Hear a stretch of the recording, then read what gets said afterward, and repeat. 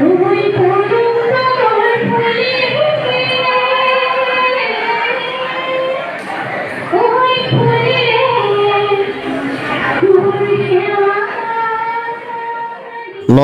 অগ্ৰণী শিক্ষানুষ্ঠান কলংপাৰ বিদ্যাপীঠত নৃত্য গীত কথাৰে সম্পন্ন গ্ৰীষ্মকালীন মৌমেল।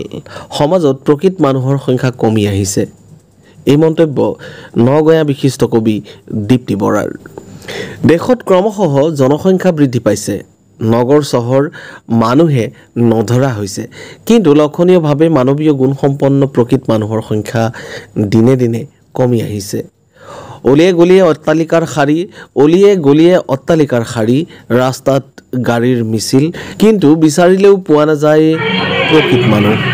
নগাঁৱৰ অগ্ৰণী শিক্ষানুষ্ঠান কলংপাৰ বিদ্যাপীঠৰ গ্ৰীষ্মকালীন মৌমেল অনুষ্ঠানত আজি এই মন্তব্য চকলাঘাট উচ্চতৰ মাধ্যমিক বিদ্যালয়ৰ উপাধ্যক্ষ বিশিষ্ট নগঞা কবি দীপ্তি বৰাৰ।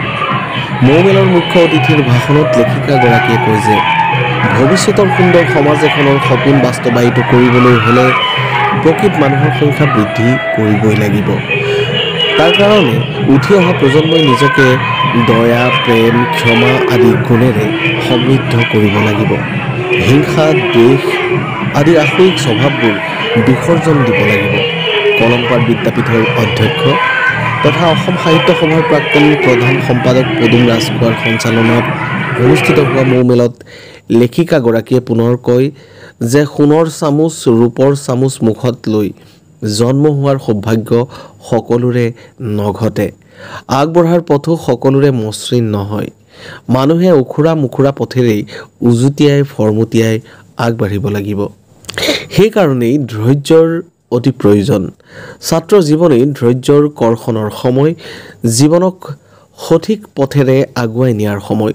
জীৱনটো যুঁজিব লাগিব, যুঁজত হাৰি নাযাবলৈ শেষ মুহূৰ্তলৈকে যুঁজি যাব লাগিব বুলি উল্লেখ কৰি উপাধ্যক্ষগৰাকীয়ে আজিৰ ছাত্ৰ সমাজে মোবাইলত অতিবাহিত কৰা সময়বোৰ বৌদ্ধিক আড্ডালৈ ৰূপান্তৰিত কৰিব পাৰে বুলিও মন্তব্য দিয়ে। ঠিক তেনেকৈ আমাৰ আগবাঢ়ি যোৱাৰ যিটো পথ, সেই পথটো সদায় মসৃণ নহয়। উখুৰা মুখুৰা পথেৰে উজুতিয়াই ফৰমুটিয়াই আমি আগবাঢ়িব লাগিব। আৰু এনেকৈ আগবাঢ়োতে আমিও তেনেকুৱা বহু সমস্যাৰ সন্মুখীন হৈ আহিছিলোঁ। আৰু আজিৰ সমাজত সমস্যাবোৰ বেছি বাঢ়িছে। আৰু গতিকে তোমালোকে সেই উখুৰা মুখুৰা ৰাস্তাৰে যেতিয়া আগবাঢ়িবা, তেতিয়া তোমালোকৰ কিন্তু কেইটামান বস্তু খুবেই দৰকাৰ হ'ব, খুবেই প্ৰয়োজন।